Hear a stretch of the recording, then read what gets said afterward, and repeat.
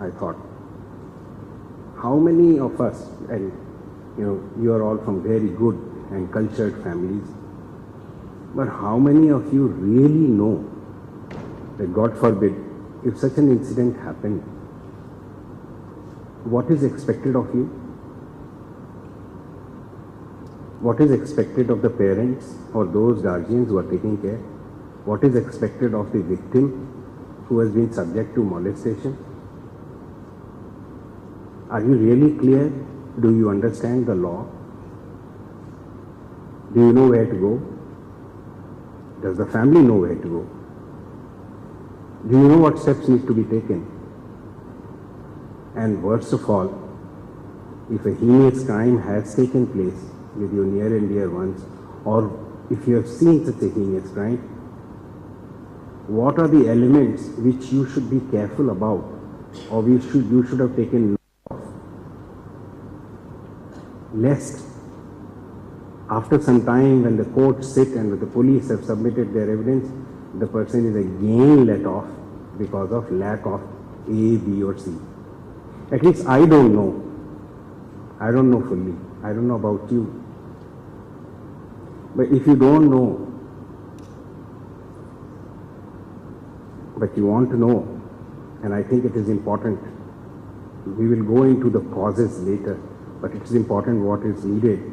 I started speaking to Suparna. I said, can you get the legal side and the activist side and those concerned in this to at least educate us and tell us what is important to have been noted.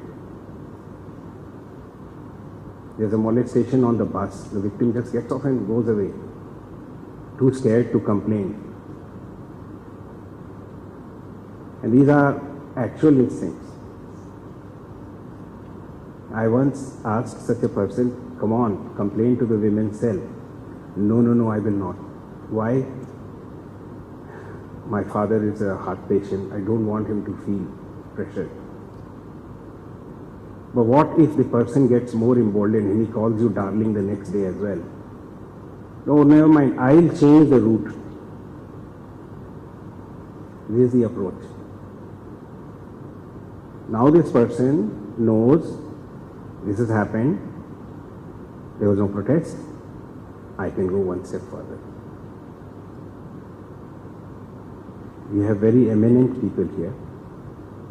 And I also see in the audience some very important people, and also you who can contribute.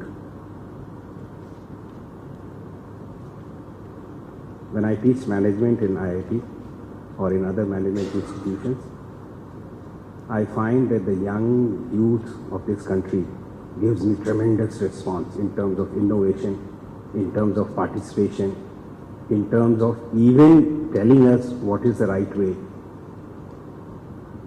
And you're all here. Your involvement, your suggestion is far more important than what you have heard or seen up till now. Believe me, you are the ones who caused revolution in this city and in this country. You can change, but let us just allow us to give our viewpoints by the eminent people from the judiciary, from the social sector, from the health sector, and then you take it from there.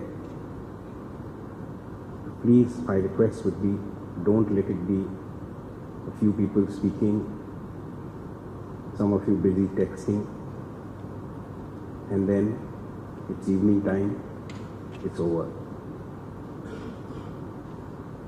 All suggestions by email, I will request Suparna ji, whoever is participating, she will show her email or the WE's email. Please do send across. Do not assume that the authorities know everything. They don't. And even if the authorities knew everything, how should you go about it? How many of you walk or take a bus or a public transport back home? Can you just raise your hands?